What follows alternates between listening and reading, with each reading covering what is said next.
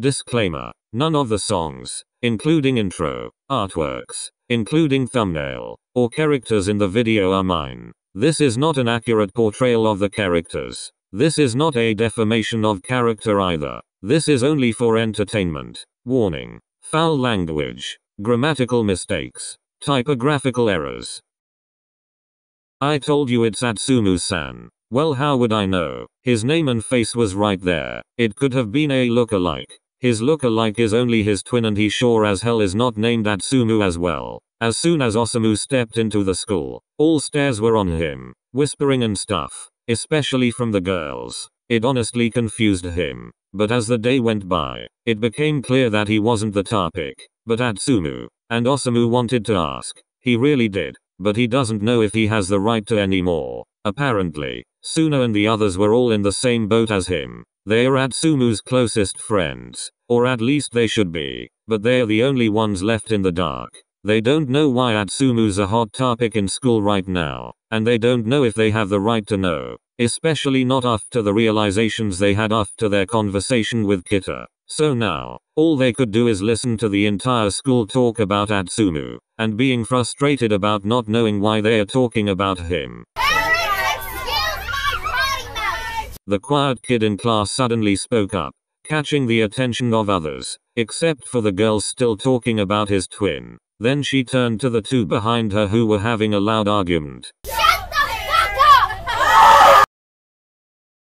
Osamu, Suna, and Jinjima are making their way towards cafeteria. So, did you find out what's up with Tsumu? Osamu and Jinjima both released a sigh before shaking their heads. They continued walking to the cafeteria in defeat. Jinjima looked to the side and saw Terasuka there. He was holding some sort of magazine and Jinjima scoffed, thinking it was a porn mag, until he caught sight of the cover. He jumped forward and ripped the magazine away from Terasuka's hands. Hey, what the hell? Jinjima paid him no mind and showed the magazine to Osamu and Suna, whose eyes widened. Tsumu's a model? Since when? They then opened the magazine to read its contents, ignoring Terasuka, who was spluttering out defenses at being caught. Osamu pulled aside a girl, which coincidentally is one of the girls in his class who was previously having an argument. What do you know about this? The girl's eyes brightened when she caught sight of the magazine. Then her eyebrows furrowed in confusion. You didn't know? Osamu gritted his teeth in frustration, unable to stop the shame coursing through his body.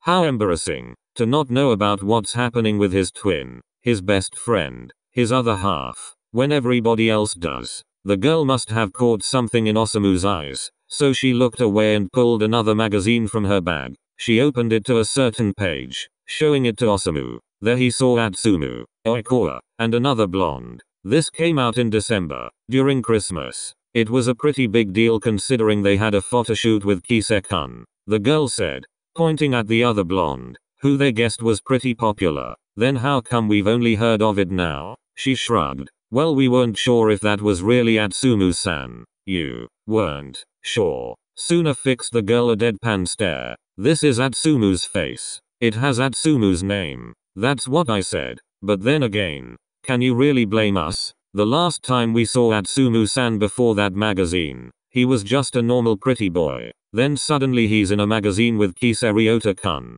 That's unbelievable, even for him. I mean, it's not unbelievable for him to be a model because Atsumu-san is very pretty, but it's just so sudden.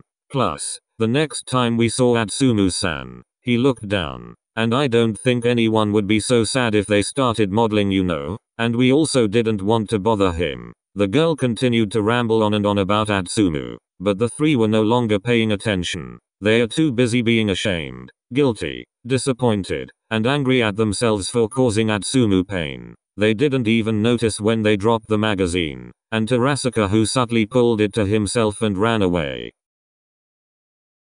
Atsumu, Oikawa, Hoshiumi and Kajima are at the mall, on the way to the food court where they agreed to meet everyone else. Hoshiumi is beside Atsumu, worried the other would kill any second. Kajima was following Oikawa around like a lost puppy. It was amusing, but not as amusing as Kajima tripping when he saw Oikawa for the first time, then catapulting himself to Oikawa before clinging to him like an octopus. Oikawa pretended to be annoyed, but he was obviously happy. Atsumu is very happy to see them together. He knows how much Oikoa adores his kids and how much he hates that he's insecure of one of them, and how scared he is of almost hurting him again. They arrived at the food court where their friends are waiting, and then they realized how many they are. They were greeted very happily, and loudly, which made Atsumu's head throb, so much that they gained irritated looks from others. None of them cares though, they were just happy. They then took a seat at the table, or tables combined to make a long one, where they made small talk as they decided what food to get.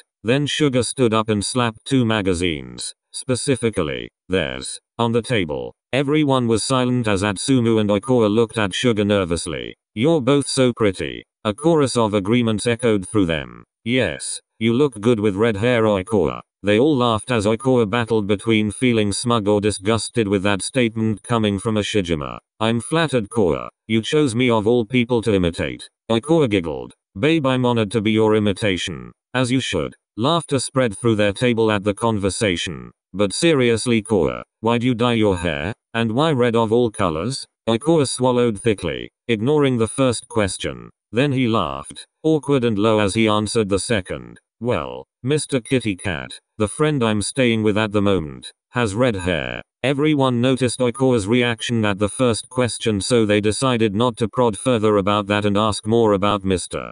Kitty Cat. "You should call over your new friends Tsumu, Koa. We'd love to meet them." "That's a great idea. Lem call Ruru real quick." "I'll do the same for Mr. Kitty Cat." Oikoa and Atsumu made the calls and asked, which Kagami and Midorima readily agreed to. "You call Takao. I call Kise." Atsumu nodded in reply. In call Atsumu and Takao. "Hey babe, Tsumu, do you wanna hang out? We're at the mall." "Oh, is Shinchan gonna be there?" "Yeah." "Oh haha, I'm sorry but Momo and I have a date. Maybe next time, Tsumu. Bye bye, love you." End call. In call Oikoa and Kise. "Hey babe, Koichi, did you need something?" "Yeah. Do you want to hang out? We're at the mall. Is Kagamichi coming?" "Yup. Sorry Koichi. Aominaki and I are doing some extra training together." "Oh. Maybe next time then." "Sure. Good luck with your day." End call. Atsumu and Oikoa looked at each other, wondering why the walking pride flag is acting weird. Takao babe said no, along with Momo-san. Same with Kise and Aomine. "You call Akashi. I'll call Kiruko." Oikoa nodded, then they called the couple, which received similar responses to Kais and Takeo. "So are they coming?" "Well, only 2 will come. The others aren't available. Maybe next time then." Atsumu nodded. "Should we wait for them before we order then?" The others shrugged. "I'm not hungry yet, so that's fine with me. Can we get snacks at least, while we wait? Fries? Chips? Just finger foods." "That's a great idea. I'll go order." Sugar stood up and started walking towards one of the booths. "Wait, are you just going to order whatever?" Sugar shrugged. "They're just snacks, Yaku. I'll get the usual ones. I'll come. I wanna pick." While Akaji and Sugar ordered, the others made small talk. Then Atsumu's phone pinged. "Oh, it's Ruru. He's on his way already. I think I'll go get him at the entrance so you guys won't overwhelm him." "I'm offended." Atsumu just rolled his eyes as he stood up. He stumbled slightly, still a bit dizzy from his concussion, which Hoshiumi, who was seated beside him, was ready for. "Are you okay?" Atsumu smiled as he shook off his hazy vision. "I'm fine, Kita-san. My legs just fell asleep." The others still looked concerned, sensing Atsumu's lie. "Seriously guys, I'm fine." "Okay, if you say so," Kita said reluctantly. "Oh, Mr. Kitty Cat's on his way too." "Great. Wanna go together?" "Sure. Wait, which way is he coming from?" "The front." "Oh, Ruru's coming from the side." "I'm going with you, Tsumu." Hoshiumi is still concerned with Atsumu's state. "What? You don't have to do that." "I don't, but I want to. I want to take a break from these loud ass people." Atsumu chortled while the others all let out either a protest, a squawk of offense, or agreement. "I'll go with Koa then." "It's fine, Kashi. It's really near and I haven't been alone in a long time, so I want to take this time for myself." "Are you sure?" Oikoa rolled his eyes with a smile. "Yes. Geez, fine." "Are you sure you're okay?" "I'm fine, Kure. Seriously. Fine. But if you pass out, I'm gonna drag your ass back to camp. Lock you in my room and far away from Sakusa." Kinky. That got him a slap on the shoulder. "Harder, daddy." Hoshiumi turned so red that Atsumu couldn't stop himself from laughing. He threw his head back and clutched his stomach as he roared in laughter. Hoshiumi was still blushing, but he started to pull Atsumu to the entrance faster to avoid other people's eyes. When they got there, Atsumu's laughter was just tapering off. Then he winced as he held his head. Ouch. Are you okay? Fine. I'm just a bit dizzy. Atsumu groaned as he stumbled, starting to fall backwards. Hoshiumi tried to catch him but wasn't fast or strong enough. Before Atsumu could fall completely though, a larger body caught him. Atsumu-san, are you okay? Ruru. Atsumu whispered as he leaned closer to Midorima, groaning in pain. Midorima circled Atsumu's waist as he effortlessly and gently maneuvered him into a more comfortable position, leaning Atsumu's head on his chest as he massaged his head. Hoshiumi could only watch, his eyebrows rising higher and higher the longer he watched. Oikawa wasn't lying when he said he needed some time alone. He's been cooped up in Kagami's apartment for a while now. Not that he hates it. Kagami's apartment is Oikawa's safe haven, but right now, he wanted a change of scenery. So he took his time walking the short distance between the food court and the entrance. When he got there, Kagami still hasn't arrived, so he just busied himself watching people. That was when he caught sight of something. Displayed outside one of the shops by the entrance was Oikawa's magazines. He decided there was no harm in examining it since he's only really seen the draft. He went closer to the magazine and picked the one already opened for curious customers. He felt to someone stand beside him, but he didn't pay them any mind, thinking they were just normal customers, until one spoke.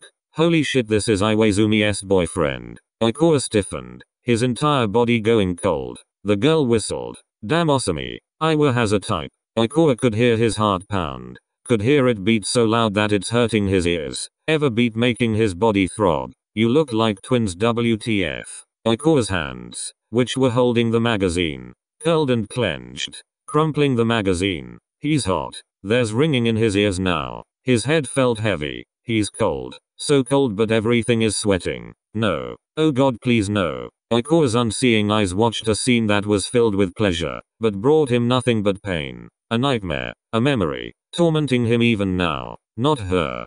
Please, not her. Please. Oikawa's entire body is trembling now. His mind is shouting at him, and his vision is starting to blacken as all the thought he's been pushing down clawed their way back up. Osami said something that made every hair in Oikawa's body stand, chilling him to the bone. He didn't even understand what she said. He just heard her voice. It was enough to push Oikawa's blood to freeze. Was enough to kill him once more. No. No. No, no, no. Please. Get me away from here. Get me away. Go away. Leave. Please. Please. Please leave me alone. Oikawa had his hoodie up so Osami didn't know it was, but he was trembling so hard that she noticed. Excuse me. Are you okay? Osami touched Oikawa's shoulders, which made him flinch violently. Their eyes met and he saw the surprise there. Oikawa doesn't know what Osami saw in his face, but he knows it's not good. He must have looked pathetic. Stop. Don't look at me. Go away. His entire being is screaming at him to move, to get away, but he can't. He's stuck, staring into the eyes of the girl haunting his every second, whether or not he's asleep. Oikawa could feel his stomach twist, threatening to spill all its contents. It didn't matter that it was empty. He doesn't know how he hasn't cried. Or maybe he is. He just hasn't noticed. It was torture, seeing the girl Iwaizumi, his best friend, his brother, his boyfriend, his everything, left him for. It was torture, staring at someone who's similar to him, but still better than him. The perfect version of him. It was torture. Every second he spent in her presence is torture. Please, let it end. Please, end it. His breathing started to come in short pants, his lungs on fire and unable to take in more. He was stuck in a never-ending cycle of feeling absolutely nothing, then everything at once. Stuck staring into Osami's eyes and seeing the lust he saw in them that day. Saw the phantom tears of pleasure that Iwaizumi caused. Iwaizumi, the man Oikawa loves above everything else. The man Oikawa thought loved him just as much. The man who showed him so much love, yet taught him unimaginable pain. Oikawa's throat constricted, air not even entering his system anymore. His vision blurred, as if he's viewing everything in a frosted glass. But the pain is still so clear, so much. It's still too much. I don't care anymore. I don't care what it takes. I just want it to end. And it did. A large and warm hand covered his eyes. Shall we go, Oikura-san? Oikura didn't respond, but Kagami still pulled him away. When Kagami released his eyes, he found them standing in a dark corner, by a blocked-off staircase. Oikura was unresponsive, just staring blankly somewhere, as if he's stuck in an illusion where Osumi is still standing in front of him. Oikura-san? Kagami brought a hand to cradle Oikura's face, tipping it up so their eyes would meet. When they did, Oikura blinked, silent tears already falling out. Then the shock left his body. The warmth and gentleness, the love emanating from the person holding him right now pierced through the darkness surrounding Oikura, like a light at the end of a long, dark tunnel, like home after a hard day. His face scrunched up as he brought a hand to muffle the scream, a sound full of anguish that just escaped his throat. Oikura collapsed, with Kagami catching him, as he cried his heart out. His entire body shook sob after sob, muffling his screams in Kagami's shoulder, wetting it with tears, snot and saliva. It didn't really bother Kagami. He was too busy clenching his eyes, stopping his own tears from falling as he watched Oikura break down in his arms, as he listened to every painful breath he takes in, as he felt his entire body shake. They don't know how long they were there. Oikura crying, his hand curled on Kagami's shirt. Kagami's lips pressed on Oikura's forehead as he mumbled him loving words, holding Oikura gently, like a cracked vase he's trying to put together. Neither noticed the girl watching them. Atsumu, Midorima and Hoshiumi went back to the table, with Atsumu still leaning on Midorima, and Hoshiumi trailing behind them with a confused look. Midorima's height gained him a few surprised looks, but their attentions were more focused on Atsumu. Atsumu, what happened? Kita, Eren and Akagi immediately stood up when they saw Atsumu walking back with someone supporting, almost carrying him. It was Hoshiumi who answered with a scoff. This dum-dum got a concussion at training, and we told him to take a break but he insisted on coming. Akashi presented a chair for both of Midorima and Atsumu to sit on.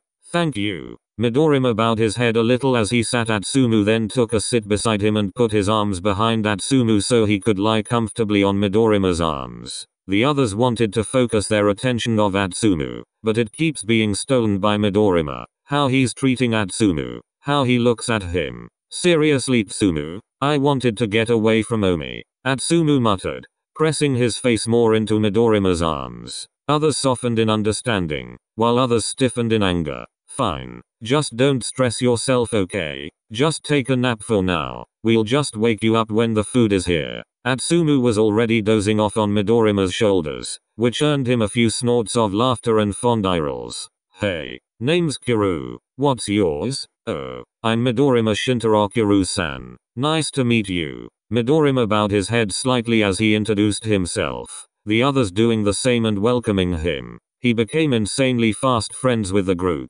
especially the Inarizaki folks. Do you play sports, Midorima? Yes, Eren-san. I play basketball. Basketball, huh? How did you meet Atsumu, by the way? We met at Hokkaido. A friend of mine, Kisei, invited Atsumu-san and Oikura-san to model with him, then introduced us. So that's how they got into modeling. Midorima nodded as he fixed Atsumu's head on his shoulders, hands still carding through Atsumu's hair and massaging his scalp, as if almost uncautiously doing everything he can to lessen Atsumu's pain. Everybody side-eyed each other at the gesture. Wait, where's Korra? Yeah, he's been gone for a while. Maybe Mr. Kitty Cat hasn't arrived yet. Midorima, what's Mr. Kitty Cat's real name? Kagami Yaku-san. Should we go look for him?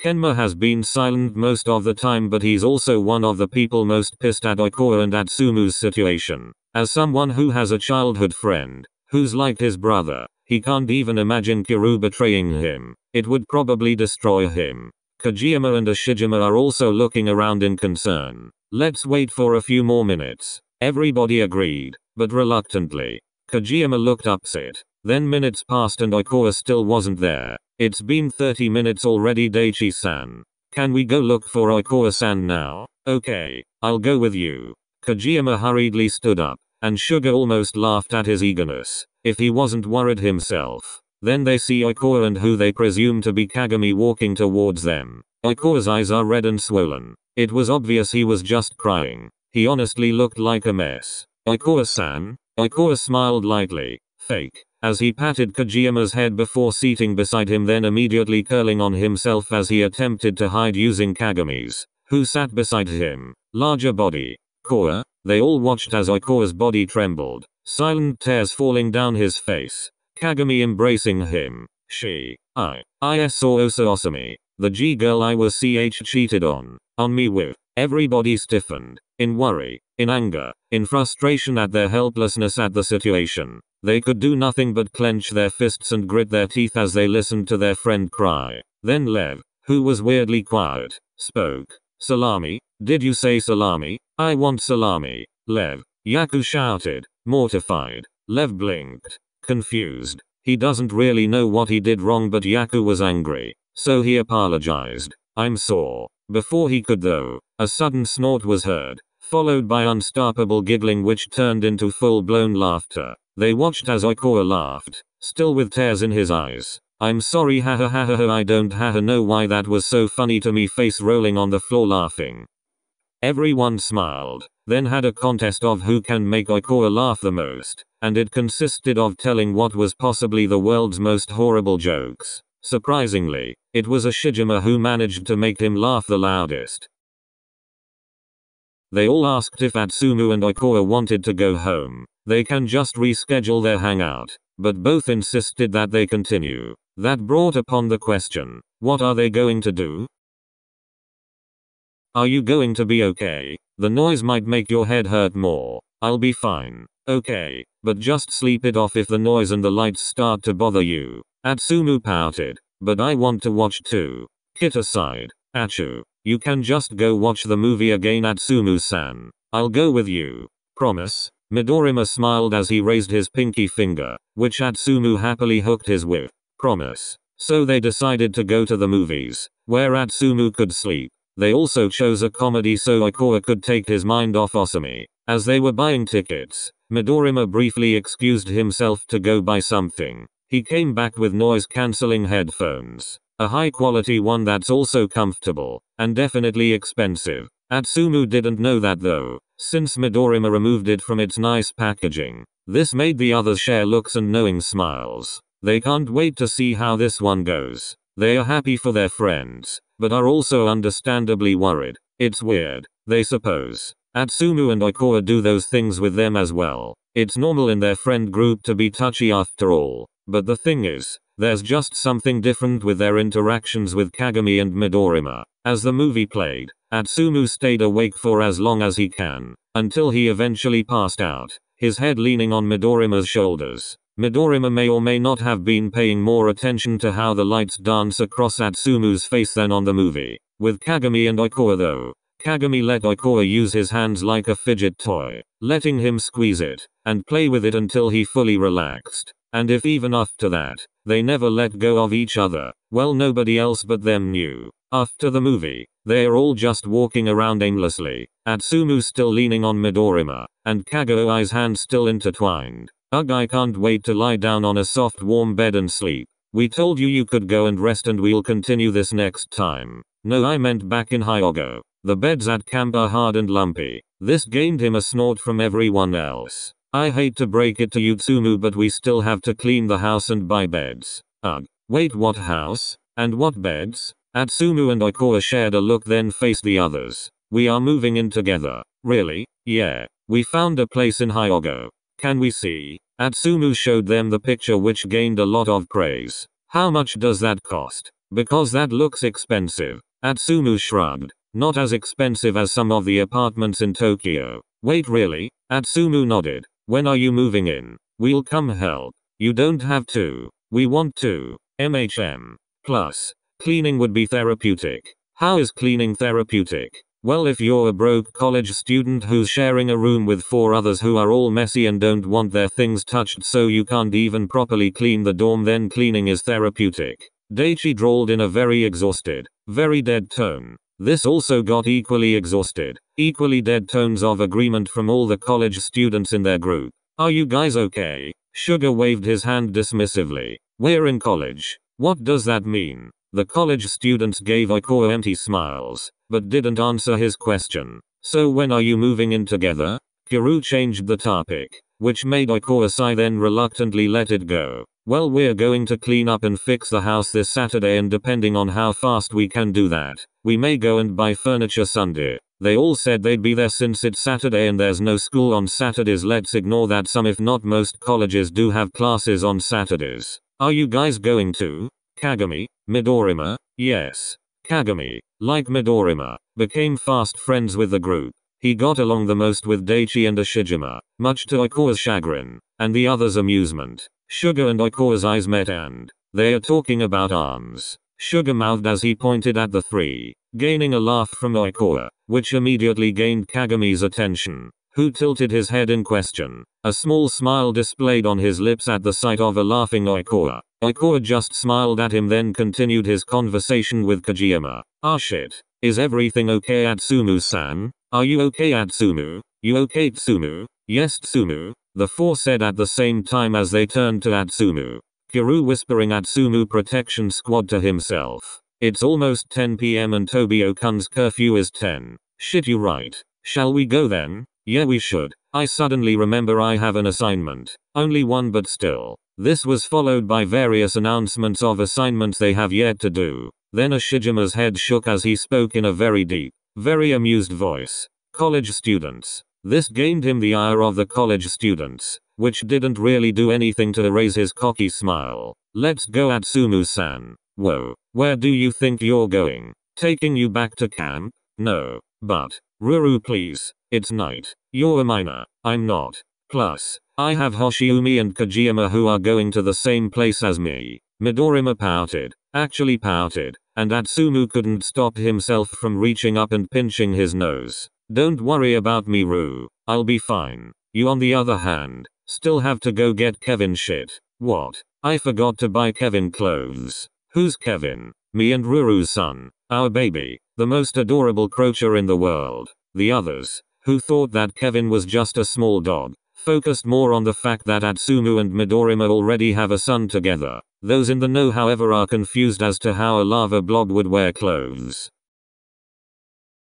When Atsumu arrived last night, his head hurt too much to pay attention to his surroundings. So if Sakusa was still awake, he didn't notice. He just went straight to his bed and slept. The next day went fine as well. Hoshiumi, Kajiyama, and Komori were keeping Sakusa away. The organizers may have also noticed something, as Sakusa never once became his teammate or his opponent again. That didn't stop Sakusa from trying, however. But so far everything has gone well. The only issue is when it's sleeping time and Atsumu has to go to his shared room with him. He tried to delay it as long as he can, hiding away and conversing with Oikoa or Midorima and Kevin on the phone until he deems it safe to return. The next day, however, didn't go so well. As it's the second to last day of camp, the training became even more intense, and they no longer spared Atsumu from Sakusa. Thankfully, Sakusa was busy as well, so he wasn't able to really bother Atsumu too much. The problem happened at the end of the day. When they were cleaning up,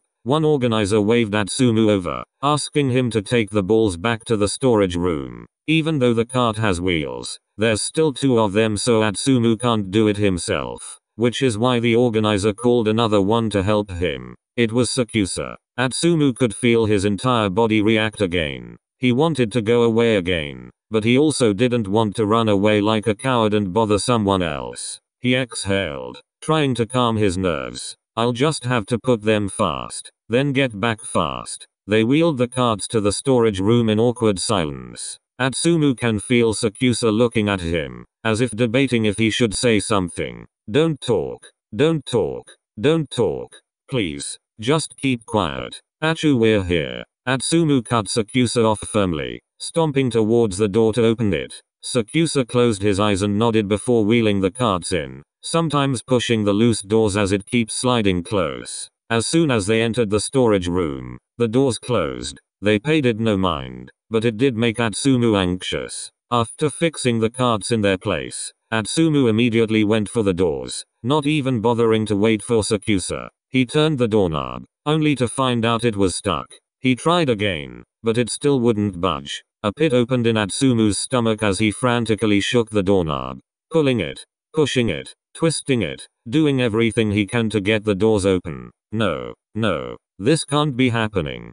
Please God no. Don't let me stay here alone with him. He could feel his heartbeat quicken. His breathing came in harsh exhales when nothing worked. Atsumu was wrenched away from the door, two warm hands cupping his face. Calm down. Just calm down. I can't calm down. Not as long as you're here. Atsumu wanted to pull away from Sakusa, but the taller man was the only one keeping him warm in the cold storage room. The door stuck.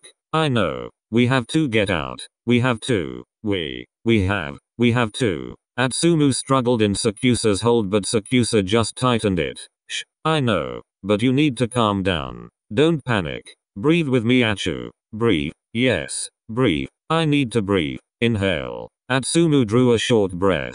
Exhale. Then released a shaky one. They continued like that until Atsumu calmed down, eyes closing as he savored the warmth Sakusa's providing. You okay now? Yeah, he whispered, his voice low and husky. Okay good. Let's get out of here, yeah? Sakusa smiled at him and Atsumu could almost cry at how beautiful the man in front of him is. Yeah. Sakusa banged on the door with one hand, the other holding Atsumu's. Hello? Is anyone there? We're stuck.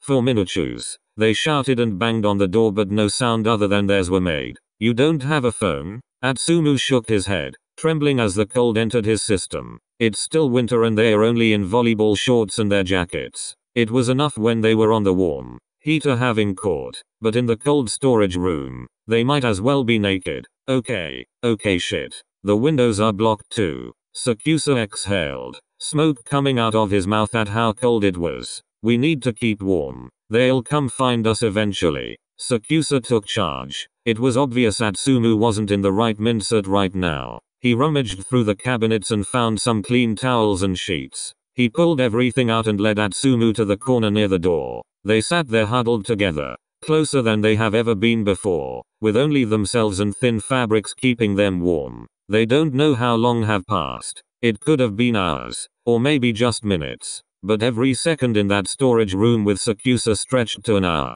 and Atsumu can't deny it to himself that he loved every second. With a bitter laugh and a shaky exhale, Atsumu passed out. But before he did, a strange thought passed through his head. Fate must be messing with me.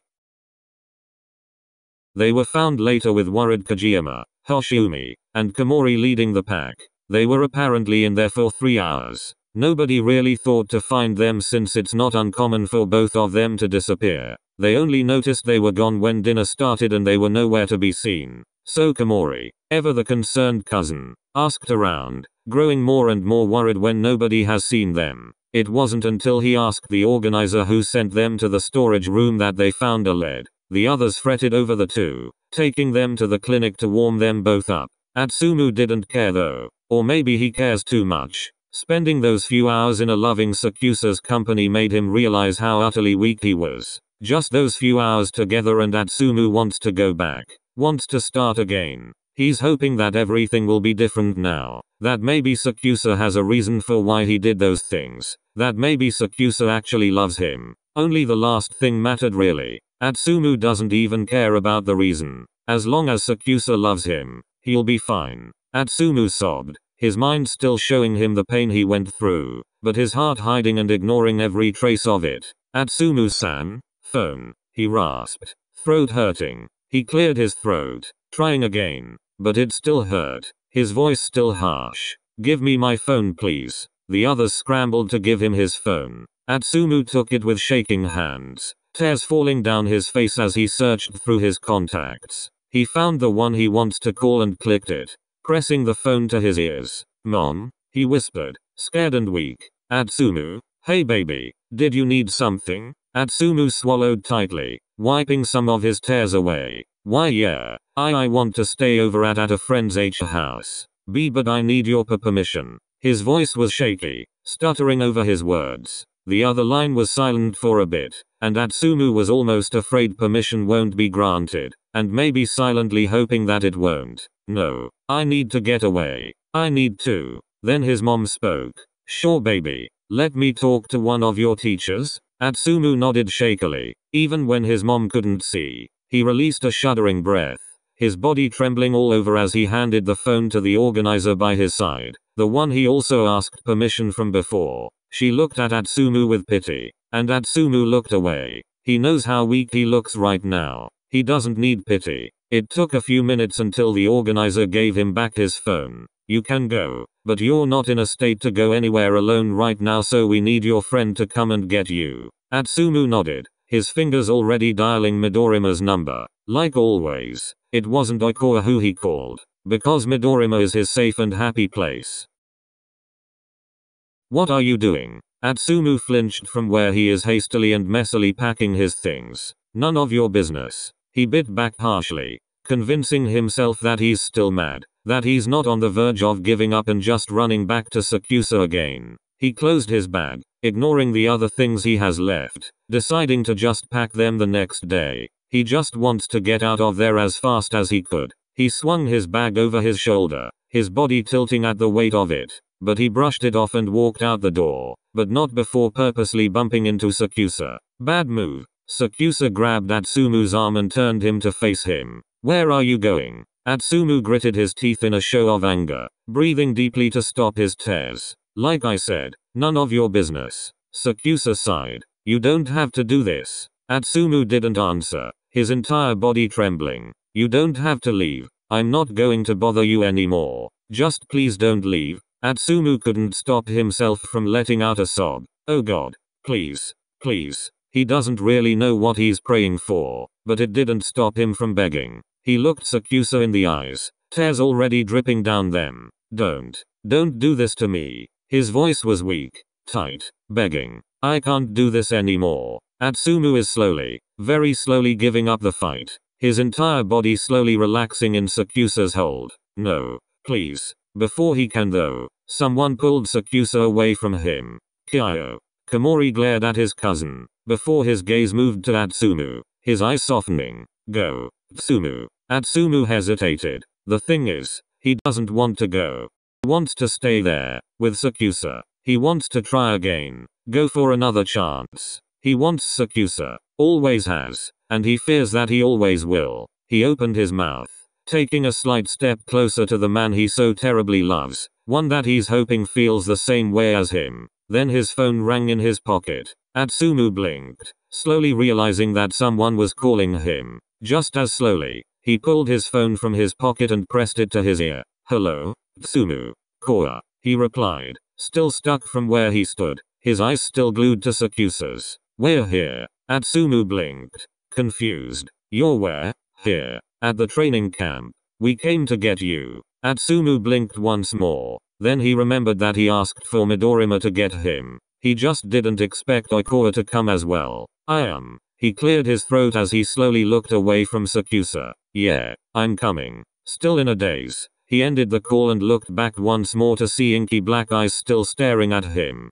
The longer he stood there, the harder his heart tugs him towards Sakusa. The harder it is for his brain to convince him why he shouldn't try for another chance with him. Finally, Atsumu took a step back, away from Sakusa, then another, and another. It was hard, gravity increasing with every step he took, just keeping him there, near Sakusa. Somehow, walking away now is even harder than when Sakusa broke up with him. It's less painful, yes, but harder. Maybe it's because when Sakusa broke up with him, Atsumu didn't have a choice. He was just supposed to accept it. Now though, now he has a choice. Does he stay and hope for the best, or does he leave, letting go of an opportunity? Atsumu's battling with himself, and that's probably the hardest war anyone could ever hope to fight. In the end, he chose to leave, not for him, no, but for the people waiting for him, for the people who pulled him out of the dark, for Koa, for the basketball gang,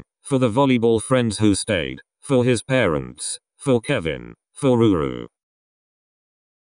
What are you doing? Komori whisper yelled, trying and failing to catch his cousin's attention, who was still staring at Atsumu's retreating back.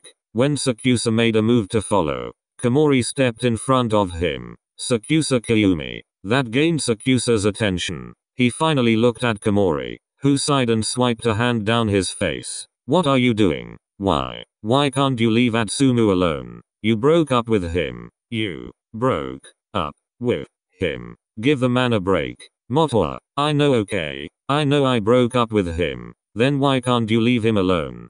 Komori stomped his feet, frustration coursing through his body. I love him, okay? No, it's not okay. If you really love him, then why did you break up with him? Sakusa sighed in defeat. It's for the best. Then he walked, following Atsumu's footsteps. For the best? For the best. Kyayu, get back here.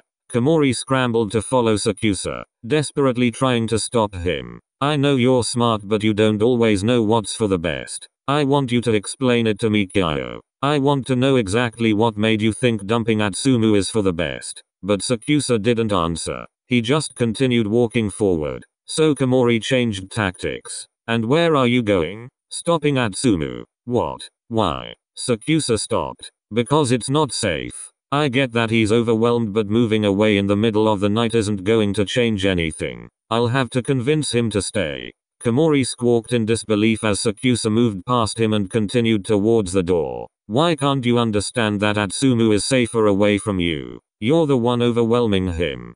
Kyayu, you need to stop. Stop bothering Atsumu. You're the one who walked out of his life. You can't just waltz back in like nothing happened. Sakusa stopped walking once more. Komori was about to take that time to lecture him once more, but then he saw Sakusa's glare. He followed it to the sight of Atsumu in the company of people that could pass off as a walking pride flag with their hairs. Komori squinted his eyes at them. Are those? Then he caught sight of Oikawa, a red-haired Oikawa. Before he could comment on it, his attention was stolen by the scene beside Oikawa. Atsumu, in the arms of a green-haired man. His mouth dropped open. Is that? He looked back to Sakusa to see him still glaring at the scene. He looked back at the scene, only for his eyes to meet heterochromic ones widening in realization. He looked back to Sakusa again to see him already walking back inside. Komori looked at the scene once more, opening his mouth to say something before deciding against it, then followed his cousin back inside. When he saw the others outside, waving him over, Atsumu gained back the strength he lost. He ran to them, almost tripping over his feet, and launched himself straight to Midorima's arms. The others fell silent as Atsumu sobbed, his hold on the taller male tight. Atsumu-san? Midorima whispered as his right hand lay itself on Atsumu's waist while his left hand is carding through Atsumu's hair. Atsumu lifted his face from where it's buried in Midorima's chest. He looked up at Midorima with eyes full of tears. Ruru, he hiccuped. Midorima cupped Atsumu's cheek, the blonde's eyes closing as he pressed his face further into the hand. I'm here, Atsumu-san. You can let it all out. I'm here. We're all here for you. Midorima whispered, gently wiping the tears falling down Atsumu's face. The others all softly said their support, getting closer so Atsumu could feel their presence but still far enough to not overwhelm him. Here, Atsumu. Atsumu looked at his best friend, who gently placed something on his hands before pressing a kiss to his forehead, then stepping back.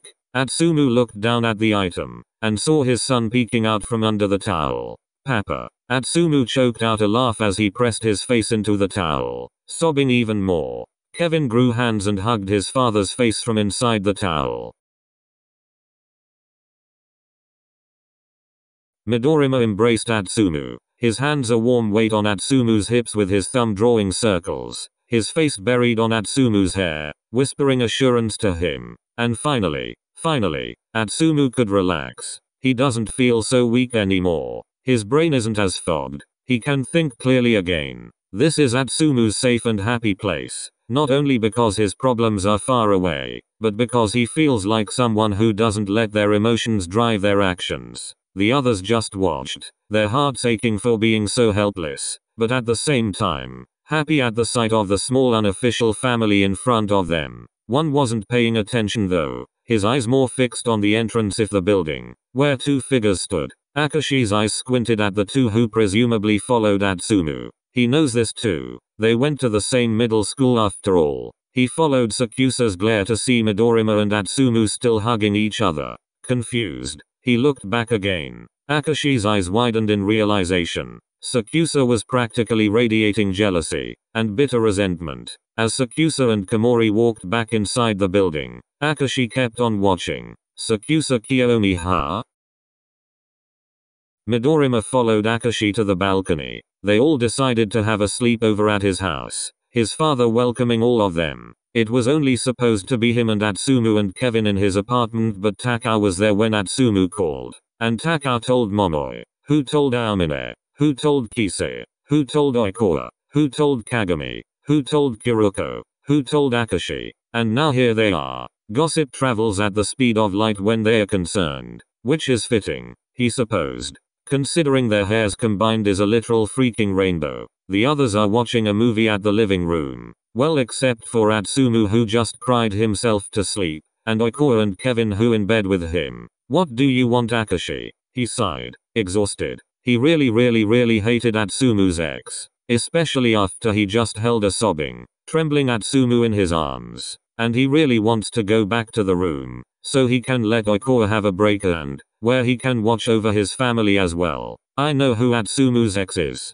That gained Midorima's attention. How did you find out? He followed Atsumu-san out of the building, but you guys were too focused on Atsumu-san to notice. Of course I was focused on him. How could I pay attention to anything else? Akashi hummed. I'm not lecturing you. I just told you why you didn't notice. Midorima sighed again. So who is it? Do I know him? You do. Akashi nodded. He went to Tiko with us. Midorima rolled his eyes in frustration. So what? A lot of people went with us to Tiko. Am I supposed to know all of them? Midorima really wants to hoe back to Atsumu's side. He's also your cousin. What? Midorima looked through his brain. He has a lot of cousins. All of them on his mother's side. But only one really stood out. One that has Omi as a part of their name. He sucked in a breath at the realization.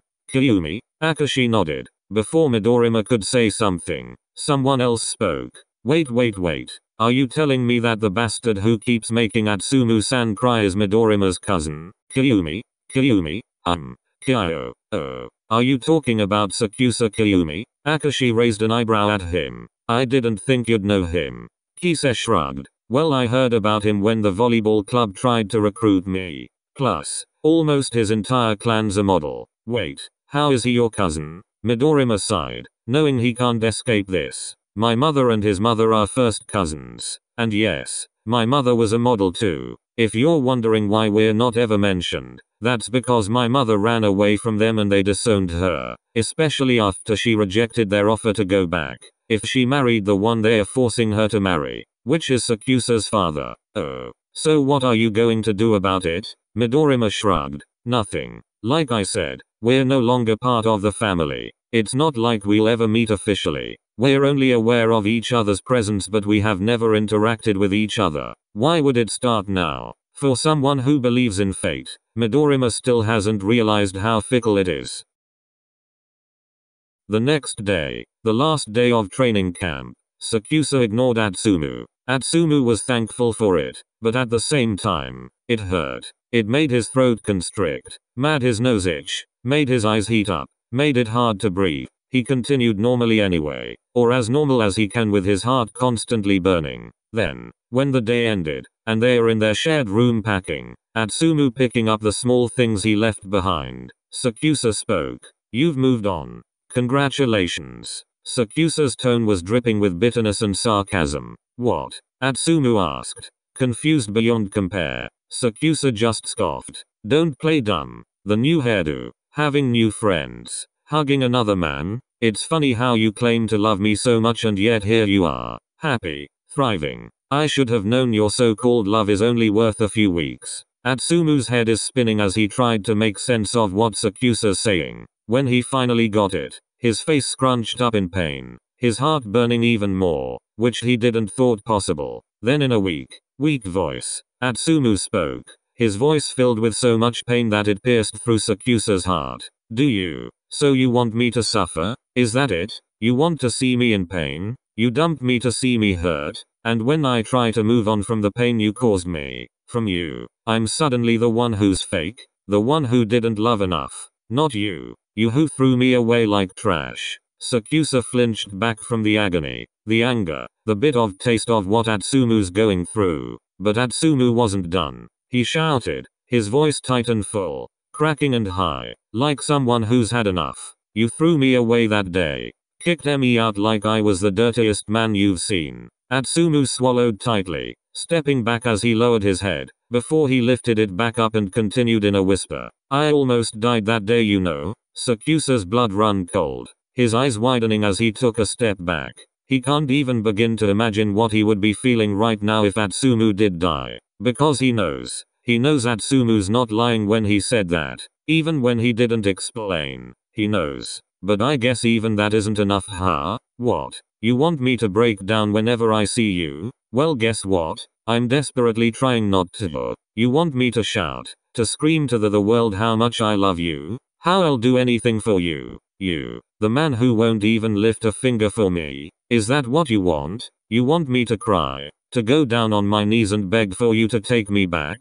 Atsumu's face and tone was blank, as if he's just listing the grocery list. But his eyes tell another story. Tears fell from them like they have nothing else to offer. Like pain is the only thing they can show. Atsumu can't even see anything but the blurred figure of Sakusa just silently standing there. Then Atsumu suddenly choked, sobbing as he asked one last question. Do you hate me that much? Sakusa flinched back again. He wants to say something, to deny all those statements, to apologize, to tell Atsumu how he truly feels. But his throat is tight, closed. He can't even produce a whimper. Atsumu laughed wetly and bitterly, shaking his head as he attempted to wipe away his tears. Then he picked up his bag, and left, without another word, without looking back.